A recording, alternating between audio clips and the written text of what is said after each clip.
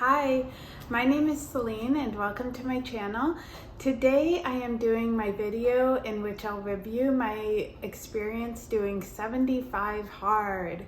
If you struggle with any sort of bad mental state surrounding your health or body image, maybe you want to skip this video. I am going to be talking about exercise and diet modifications that I did during this challenge, and I understand that can be very sensitive and personal. I also want to put another disclaimer that I am not any sort of expert, obviously, with health. These are all things that I have just learned for myself from my own experience. But let's get started. So what is 75 hard? So 75 hard, from what I understand, is just a self-improvement challenge in which you, for 75 days, follow 5 rules developed by a guy named Andy Frisella, I think. So the 5 rules are that you should follow a diet of any kind, you should not drink any alcohol, you should read 10 pages of nonfiction literature of some kind. Usually I think people do self-improvement books every day. You should work out 2 times a day, 45 minutes each per workout, and one of them should be outside.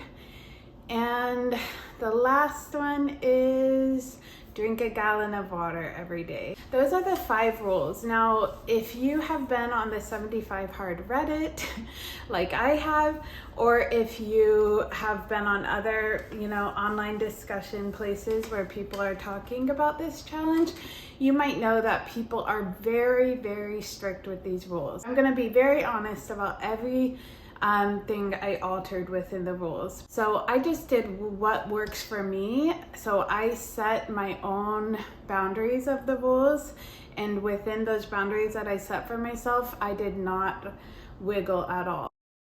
So for my diet, I just told myself I wanted to hit at least 80 grams of protein every single day, and then I also wanted to try to do intermittent fasting every day. Now, initially, I wanted to do a 16-hour fast, but instead, some days I would do 13-hour fast. And for me, that was fine. That's an example of me slightly bending the rules and not having a very strict diet. Now, another rule that I bent is one of the 45-minute workouts is supposed to be outside.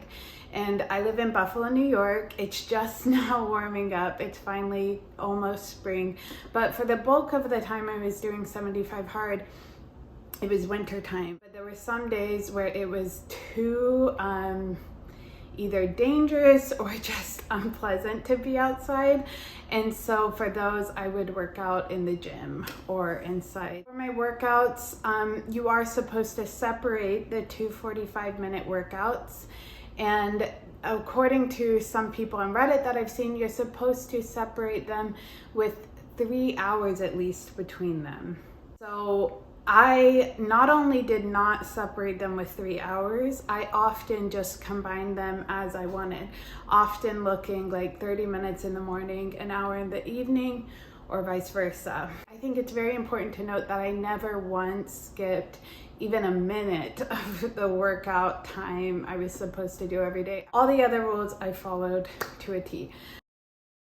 Let's get into the benefits I experienced from it. I think it's very, very important to set rules for yourself and prove to yourself that you can follow rules that you make for yourself, no one else. I think that's a very powerful mental feat to accomplish. Obviously, if it's a negotiable, you're not gonna do it. Even when there were really bad, hard things happening in my life, and these things did come up, everything was kind of stabilized, and my whole life just felt like it had kind of a rod of steel that was holding it in place with this routine. Even whenever things were bad, I still had time. I still forced myself to make the time. All of this really helped me just handle everyday stresses. It really just helped me develop a really good, healthy daily routine. I think my body started to just relax in ways that I don't think it ever had. Drinking a gallon of water, going to sleep early because I knew that I needed to do all these things the next day. I couldn't stay up late. Doing the intermittent fasting where my whole body just kind of got on a schedule of eating and sleeping and hydration and workout. It all just, I've never felt so good. I already mentioned how much it helped my mood. I think it really did. I think especially my anxiety and depression, I won't say those were totally gone at all, but they were just so much more manageable. I had so many things to do, so many other things to fill my mind that I couldn't dwell on things in the same way that I did when I wasn't doing 75 hard. Just pushing myself prevented long periods of ruminating on things that I cannot change. And it just helped me process my thoughts better. There's a quote by a guy who I don't really know much about. The quote says, "You'll never change your life until you change something you do daily." And I really think that's true. I think, you have to show up every day as who you want to be, as the type of person you envision yourself being in your ideal life. Otherwise, it would never really happen. Another quote that I heard that really made me think a lot about it during this challenge is just simple. It's consistency over intensity. If you every single day show up, and even if you're just walking every day, it still adds up to a very consistent effort that overall makes a much bigger difference than if you were to just put all of your intensity into 1 or 2 days a week. I guess at this point I'll get into a little bit of my history with my health. I just never felt fit. I never felt healthy. I just was resigned to believing that I was born with this body. I have a certain set of problems with it that will probably never change. And looking back, I just felt so powerless about my health. And I think just having such success one time even in your life can be just such a jumping off point anytime you're feeling discouraged about your health. I feel like my health is very, very good now, and I just can't believe the changes I was able to make. So I'm so thankful I had that experience. Really, 75 hard is pretty flexible. I think everyone I've told about it always thinks it sounds so extreme and difficult, and in some ways it definitely is, but all in all, it is pretty flexible. You can choose what workouts you do. You can do what you feel is right for that day. Having so much time to fill up every day with workouts really made me try different workouts.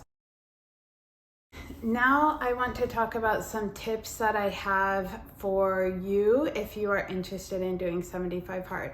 I would choose a diet that is kind of flexible because it's a long extended period of time. You want to set yourself up for success. So I recommend intermittent fasting because that can be pretty flexible actually. You can choose timing for the day. I highly recommend Andrew Huberman's podcast. He had a whole episode recently on intermittent fasting. The water, I think it's very important to drink as much water as you can early in the day. You do not want to be stuck late in the day with a lot of water left to drink, trust me. And I would also recommend getting your reading done early in the day. That's another thing. When you get towards the end of the day and you're sleepy, it's easy to almost forget. Another tip I have is to do some sort of tracking for yourself. Over here, I would just draw out different habit tracking things. So I had a habit tracker for every day that week, and I would check off everything I was gonna do. If you get the app, the 75 hard app, I think it does the same thing for you, but I like to have it right there in my planner that I know I'm gonna use every day anyway. Now, I guess at this point, I'll talk about just what's next for me. I think I want to do 75 hard again. We'll see what I end up doing. Let me know in the comments if you would like more videos like this, or if you have any other questions or things that I forgot to talk about with 75 hard. Thank you so much for watching, and please subscribe. Bye.